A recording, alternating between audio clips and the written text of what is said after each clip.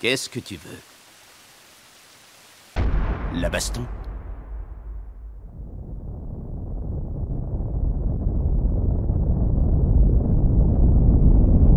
Bah ouais. Logique. Valkyrie Apocalypse avait tout pour être un grand animé. L'animé le plus cool qu'on ait jamais vu. Jetez un œil au manga. Des dieux qui se foutent sur la gueule pour décider du destin des humains. Avec des planches de baiser, on y voit Hercule, Jack l'éventreur, Zeus, Adam. L'animé était fait pour être le plus cool des animes action tournoi shonen que le monde ait connu. Et quand c'est sorti, ça ressemblait à ça.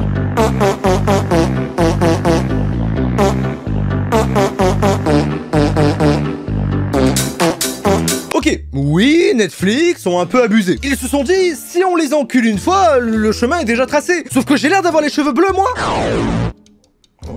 Ceux qui ont déjà vu la saison 1 se disent, ouais, tout ça je sais. Mais dans la saison 2, bah... c'est putain de pareil. Les flashbacks, 45 minutes de flashback entre chaque combat ou pendant les combats pour nous dire que le fils de pute en face de nous est un fils de pute, mais qu'il est un fils de pute parce qu'il a un background. Les faux PNG sur Google ont aussi un background. Sauf que eux ne me prennent pas 45 minutes de mon temps. Oh, l'attaque stylée d'Herc, flashback. Jacques jette ses couteaux, flashback. Au bout de 30 minutes, Thor lance son flashback. Alors...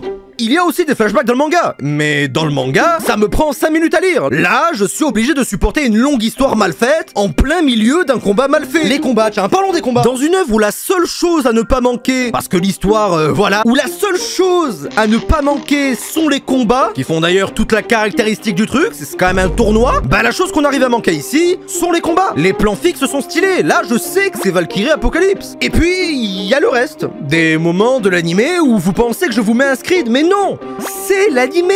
Et puis merde, qui c'est qui a eu la brillante idée de mettre une petite fille qui n'a rien à voir avec tout ça et qui fait que chialer tous les putains de combats? Qui s'est dit que c'était une bonne idée? Le One Piece.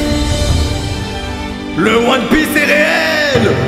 Can we get much higher, so high? Quand vous voyez cette pauvre animation, ces personnages qui n'existent que pour 3 épisodes, ces moments remplis des réactions du public pour faire gagner du temps d'antenne, cette histoire qui n'a globalement aucun sens, tu réalises que c'est juste...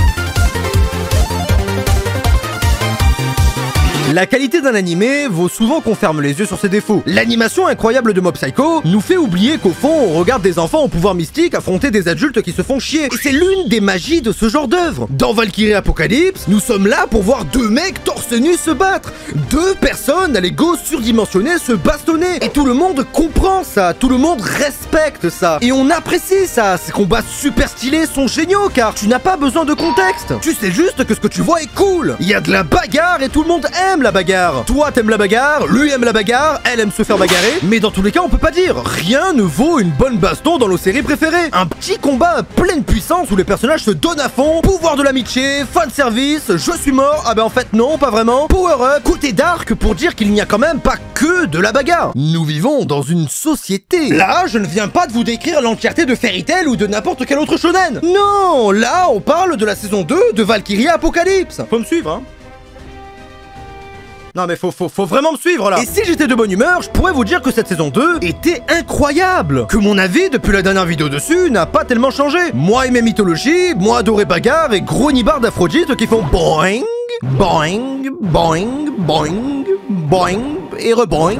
Le combat avec Hercule était fou, le personnage de Jack l'éventreur était vraiment très pragmatique, et que le flow de Shiva le destructeur valait vraiment que je regarde les 10 épisodes sur Netflix. Parce que soyons d'accord, c'est facile pour moi de vous dire ça en vous montrant ceci. Oh le flow d'Héraclès. Oh le style de Shiva. Le badass de Poséidon. Mais c'est comme par hasard mon montage vidéo commençait à montrer des trucs comme attaque éclair, oh non. Hélas, le recul que j'avais pris dans la vidéo d'avant m'a permis d'analyser ce que je voyais. Ce n'était pas la découverte, ce n'était pas la chance du débutant qu'on laisse un animé qui vient de sortir. Là, après être sorti de Diaporama, de scène Google Images de la saison 1, la saison 2 semble nous prendre pour des cons. Et on en revient au problème que c'est justement d'être indulgent comme moi je l'ai été, avoir fait l'erreur que j'ai faite, de dire que cet animé était passable. Parce qu'au fond c'est faux. Si on accepte une fois de se faire pisser dessus comme ça, alors l'industrie le fera une deuxième fois volontiers, et très certainement à moindre coût, en recrutant des petits asiatiques dans une cave. Après, je ne suis pas l'auteur, et je ne voudrais pas être l'auteur. Je n'ai clairement pas envie d'être là quand ils vont commencer à mettre...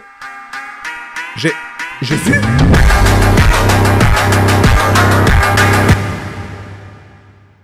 Le souci que j'ai ici dans mon analyse, c'est que comme tout presque est mauvais, l'animation est dégueulasse, l'opening donne pas du tout envie, les OST sont juste corrects, l'intrigue est vraiment... Bah du coup, pour vraiment dire quelque chose, il faut se concentrer sur ce que la série fait de bien. Et... Fais chier, j'ai pas d'idée. On fait chier, fais chier, fais chier, fais chier.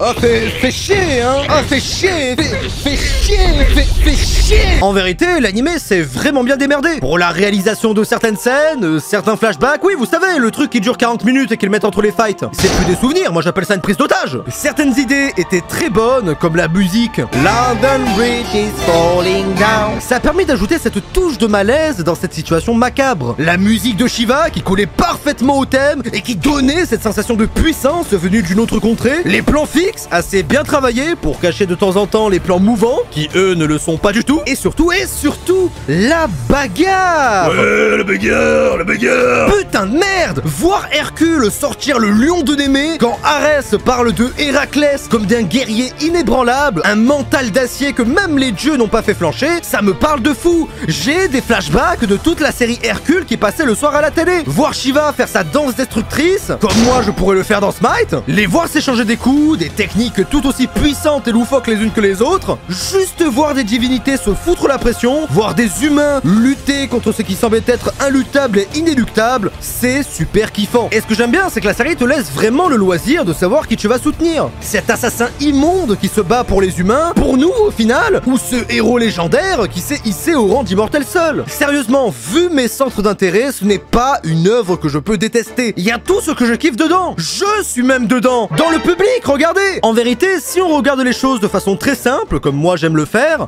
l'animé est regardable. Ce n'est pas horrible, les OST sont très cool, les combats aussi. T'as juste le sentiment en regardant que ça pourrait être mieux. Et quelle erreur j'ai faite en allant lire le manga. Mais waouh. Mais c'est quoi ce flow de PC? C'est waouh. Waouh, ces planches. Je n'ai même pas besoin de superposer les planches avec l'animé. C'est juste pas du tout pareil. Et là on en vient au point qui m'intéresse le plus. C'est que l'animé, au fond, c'est juste un moyen de découvrir le manga. Si normalement vous avez vraiment kiffé le combat de tous ces dieux, le style de Poséidon, le chara-design de Odin, les voix choisies, surtout pour cette VF Masterclass, les histoires données et les petits dénouements qui se font derrière tous ces combats, de la Valkyrie qui veut sauver les humains, si tout ça vous a plu, alors pour votre bien, allez lire le manga. Parce que quand j'avais d'abord lu en manga et découvert le combat de Hercule, je n'étais pas spécialement triste de voir l'adaptation animée qu'il a reçue. Au contraire, j'étais heureux de voir les idées qu'ils ont ajoutées, heureux d'entendre la voix de Hercule, les sound effects, les OST utilisés, et juste l'action surpuissante qui se dégage de ces combats. Et je savais au fond que même si je trouvais ça dégueulasse, il y avait toujours le manga qui était incroyable. Et donc, je ne regardais pas l'animé en tant que spectateur, mais en tant que lecteur d'une œuvre que j'apprécie, d'un concept que j'apprécie encore plus. Et ça change tout, croyez-moi. En bref, cette saison 2 n'était pas dégueu. Il y avait de bonnes idées. Déçu qu'on donne si peu d'importance à l'animation de cette œuvre, alors que ça représente tout ce qu'on kiffe, et c'est ce qui fait l'attrait du manga même. Ça reste un tournoi, quoi. Hein. Mais ça reste passable. Mais... est-ce que continuer à être aussi indulgent ne fait finalement pas le pain de ses producteurs véreux? Dur à dire. Lisez le manga si l'animé ne vous a pas plu, lisez le manga s'il vous a plu aussi, parce qu'au fond, si on aime ce qu'on regarde, le reste ne compte plus trop. C'était Yorin, regardez les autres vidéos, mettez un commentaire, je réponds souvent, et à la semaine prochaine. La bagarre. J'adore faire cette voix, même si ça me démonte la gorge.